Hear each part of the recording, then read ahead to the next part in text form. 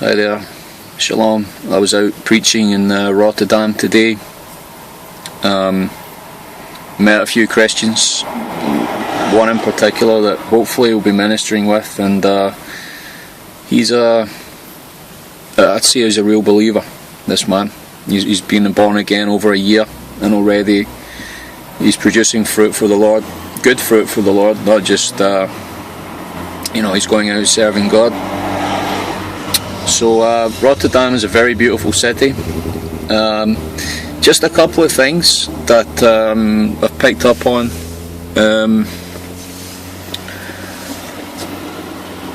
What I'd like to say is that the gospel is a very straightforward thing to understand, and because some people keep laws that they see as the Torah and some people don't, that's something else. As the Apostle Paul said, aside from the law, through faith in Jesus Christ alone you are saved. Some people use certain scriptures to excuse sin, which the Apostle Paul says is wrong. So you got to balance, you got to try to work out your salvation with fear and trembling. Why would he write that if you can't lose your salvation once you're saved? I think once we're presented with truths from God's Word, they're there for a reason. Sometimes they're just there for a season or two. Like, they could be reprimands, discipline, they could be different things from the Lord that, see, remember that the Torah is a schoolmaster, and some Christians, they need disciplined and reprimanded. I hear many people say that those who try to keep God's commandments, and they call them Old Testament laws. Jesus says, "Those who loves me keeps my commandments." His commandment was to love God with all your heart, mind and strength, and that's from Deuteronomy 6. And your neighbour as yourself, that's from the law. Jesus just didn't make it up. He didn't make up laws. He didn't come to invent a new religion and to add to the Torah or take away from it. He came to fulfill it. Yeah? And he nailed the ordinances to do with the sacrificial system to the cross. Sacrifices contained in ordinances. He fulfilled all of those. There's no longer ever going to be a sacrifice done in God's temple that God is going to accept. There is a third temple that's described in Ezekiel, and there are some offerings that is described there. Some people think that temple is a spiritual temple. Some people think that when the saints are resurrected, remember the saints include King David, they include Levites that have been saved from the Old Testament. So it's like from Adam, you're getting all the saints saved right up to Jesus, and then after Jesus, which we are described as the new the priesthood of the Messiah, which is different from the Levitical priesthood. But we're all going to have jobs within God's kingdom. There is Levites described in the third temple in Ezekiel, but I don't believe it's going to be built by human hands, and that's the other thing I'd like to discuss as well. This has been coming up quite a lot. If a new temple is built and they do sacrifices, will God accept them? I say no. Some people might differ from that, and they might think, well, a lot of Zionists say that that's what makes a Zionist really. If you want to test someone's spirit, a Zionist will tell you the next temple will be the one the Messiah will build, the Antichrist, but they'll say it's the Messiah, and they will say once the sacrifices start, then what Jesus did on the cross is null and void, and that is Zionists. That's what Zionists teach, and Zionists are not born again Christians. Now, you can be a born again Christian and support Israelis, support Jews.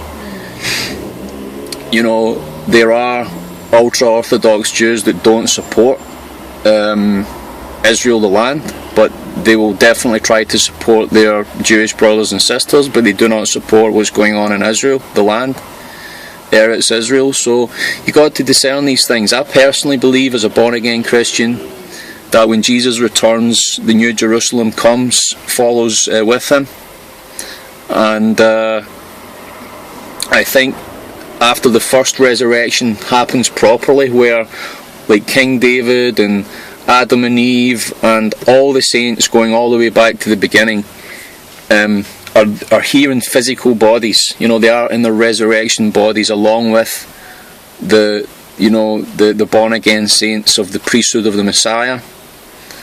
Then I think that's the time when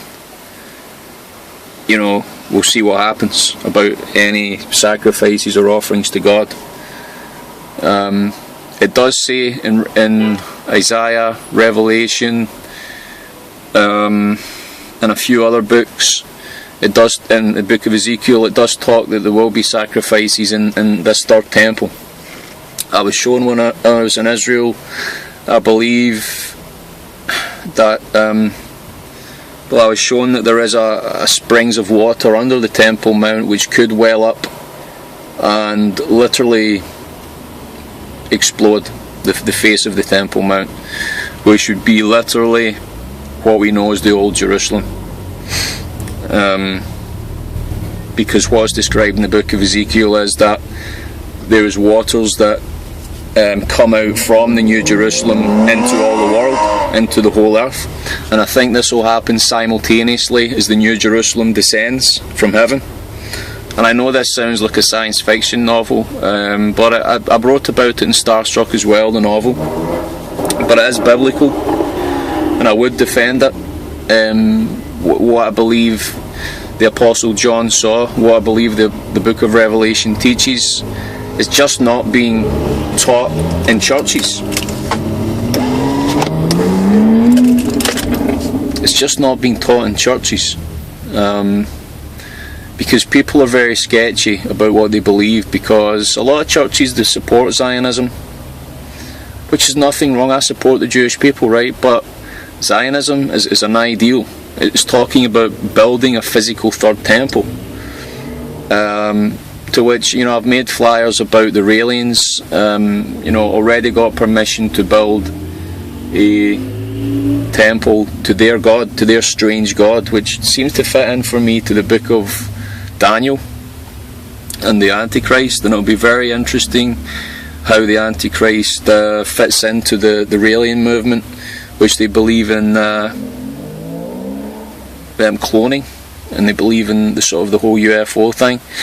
Again, like Secure Team 10 is a very good, and there are other channels on YouTube that are very good that cover these topics, which they are real things that are happening, which again a lot of Christians don't have the answer for. They don't really want to dip their toes in the water. Anything that's supernaturally called demonic, which is not completely right. There's a whole host of different things that we learn from the Bible, as I've gone over before. There's the fallen angels, there's the Nephilim, and then there's demons, in that order. You can't have demons without the Nephilim, and the fallen angels seem to be obviously the most powerful, and the most they can take any shape or form. The Nephilim are physical beings that they do have UFOs. There are different ones that have them. You could call them reptilians, you could call them many different names, like the praying mantis, the big ones, the big insect creatures. All these are hybrid creatures that exist on this earth that the Lord showed me when I was born again.